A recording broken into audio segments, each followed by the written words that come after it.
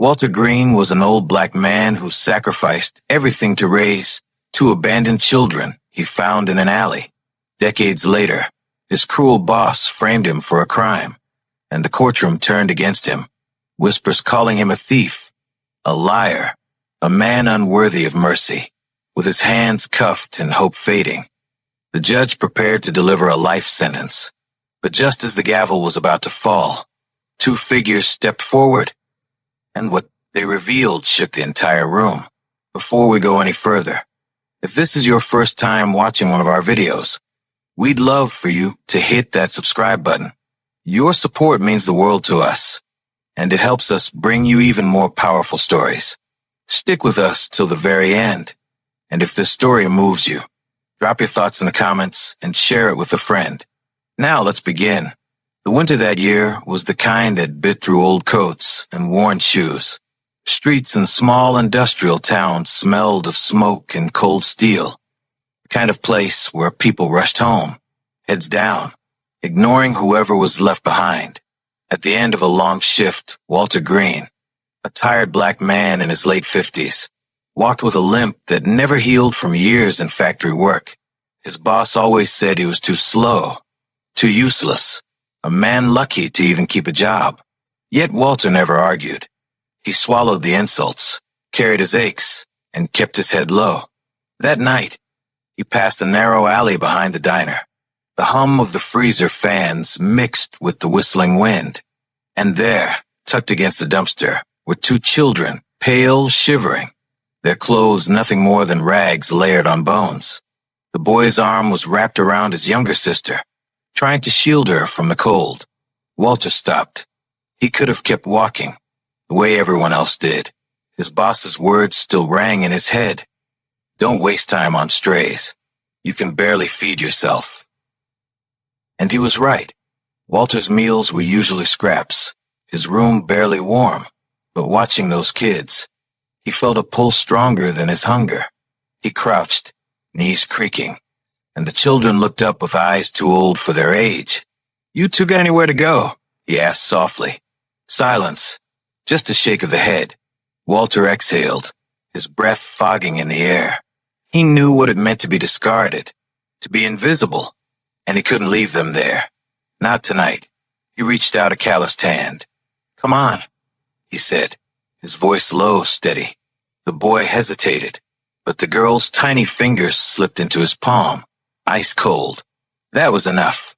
By the time they reached a small apartment, neighbors peeked through cracked doors. "That fool," one muttered under his breath to another. "Old man can't pay his own bills. Now he's dragging strays inside." The other chuckled, shaking her head. "He'll sink with them." Walter heard. He always heard. But he just kept walking, two fragile lives following behind him. Inside, his place was no palace, just peeling wallpaper, a sagging couch, and a single heater that rattled louder than it warmed. Still, he laid blankets across the couch, warmed some broth, and watched as the children ate like they hadn't touched food in days. That night, as he sat in the corner, rubbing his aching leg, Walter thought about how tomorrow his boss would mock him again, how money would stretch thinner than ever. But he also knew this. Those kids wouldn't be sleeping on frozen concrete anymore. Not as long as he was alive. And with that quiet decision, a bond was sealed, one that would echo far louder than he ever imagined.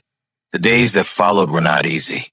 Walter worked at the steel factory where the air smelled of burnt iron, where every clang of machinery seemed to shake his bones. His boss, Mr. Harlan, was a man who thrived on humiliation. He'd wait until the floor went quiet before barking across the hall. "Green, even those orphans you dragged home probably move faster than you." The workers laughed, some uncomfortably, others eager to join in. Walter never snapped back. He just wiped the sweat from his brow and kept pushing. But every insult, every glare, was a weight he carried home with his limp. At night, though, the weight seemed to lift. He'd open the door to his apartment, and the children would run to him. The boy, Eli, always with a book in his hand, eager to read out loud what he learned at school. His younger sister, Grace, often sat at the wobbly table, scribbling with a dull pencil, drawing pictures of houses that looked warmer and brighter than anything they'd ever known. Walter gave them his food when cupboards ran thin. He patched Eli's jacket with clumsy stitches and saved coins for Grace's shoes. Some nights, when the heater coughed and died, he huddled them close, pretending he wasn't cold himself. The neighbors gossiped. In stairwells and corner shops, whispers flew. He'll end up on the street with them. One woman muttered as Walter passed. Another man smirked. A black man raising 2 white kids? They'll turn on him the first chance they get. Walter heard, but he never answered. Instead, he poured himself into the children. He taught Eli how to change a tire, how to shake a hand with dignity. He showed Grace how to balance coins, how to stand tall even when the world tried to shrink you. Still, Harlan never let him forget his place. When Walter once asked for a day off to take Grace to the clinic, Harlan sneered, "You're not their father. Stop playing hero and get back to work." But Walter did it anyway. He took the day, risking his wages. He walked Grace to the clinic with his hand firm on hers, knowing full well the cost. That night, when Harlan cut his pay in half, Walter hid the slip in his pocket, pretending nothing had changed. Years passed this way. Sacrifice layered on sacrifice. The children grew. Eli, with sharp eyes and a sharper mind, earned scholarships Harlan said he'd never deserve. Grace, once the quiet girl with pencils, grew into a fierce voice in school debates, unafraid to challenge anyone who mocked her strange little family.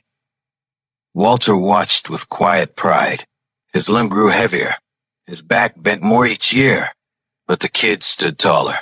For the first time, he allowed himself to believe. Maybe kindness wasn't wasted. Maybe it was planting something that would bloom far beyond him. What he didn't know was how closely Harlan had been watching too, and how bitter the man had grown seeing Walter build a family from scraps. By the time Eli and Grace had gone off to college, Walter's body carried decades of labor.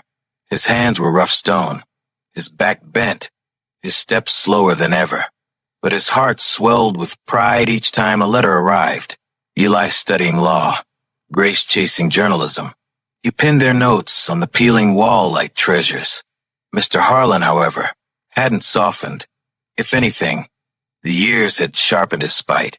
He hated the sight of Walter walking with his head just a little higher. Hated hearing whispers about the orphans making something of themselves. To Harlan, it was proof that Walter had stolen dignity he didn't deserve. One autumn morning, the trap was sprung. Walter came home to find 2 policemen waiting by his door, their uniforms crisp, their expressions cold. A neighbor watched from her window, muttering, "Told you so. Always knew he'd end up in trouble." The officers shoved past Walter, tearing through his modest apartment. From under the couch cushion, they pulled a small bag stuffed with cash and company equipment stamped with factory labels. Walter's breath caught. He'd never seen it before. Within hours, he was in handcuffs, the metal biting into his wrists. Harlan stood outside the factory gates, arms folded, smirking as Walter was led away. Yes, kindness doesn't pay after all. He sneered loud enough for workers to hear. A few laughed, others just turned away. The courtroom smelled of varnish and dust.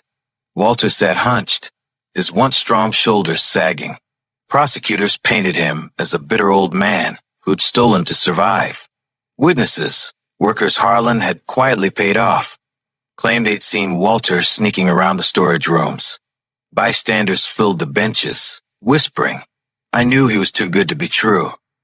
Bet those kids he raised don't even know who he really is." Walter said little. He wanted to scream, but years of swallowing insults had trained him into silence. He thought of Eli and Grace, but he couldn't drag them into this shame. Better they stay away. Better they never see him like this. When the judge's gavel struck, announcing that Walter faced a possible life sentence, the room seemed to close in on itself. The walls pressed tight, the air grew thin. Walter's eyes dropped to the floor, his heart heavy with the final truth. Maybe Harlan was right. Maybe a man like him was never meant to rise above his place. And then, the doors at the back of the courtroom creaked open. Two figures stepped inside, confident, unshaken, eyes fixed on a man sitting alone at the defendant's table. Eli, Grace, not the children he once carried home shivering, but adults now, shaped by the very sacrifices he thought had gone unnoticed. The room stirred. Whispers turned into gasps. Harlan's smirk faltered for the first time.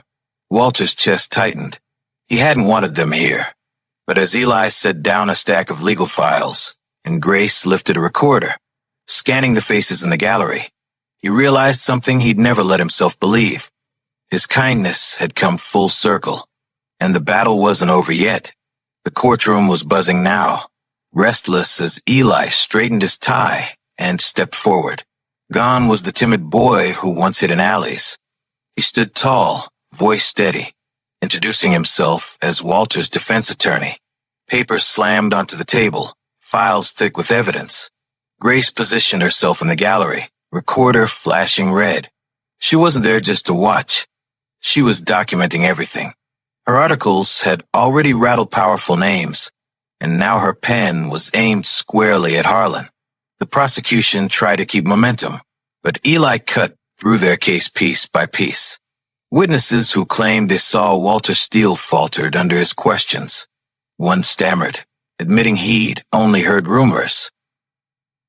Another contradicted his own testimony when pressed. Eli exposed the cracks like a surgeon opening wounds. And then came the bombshell.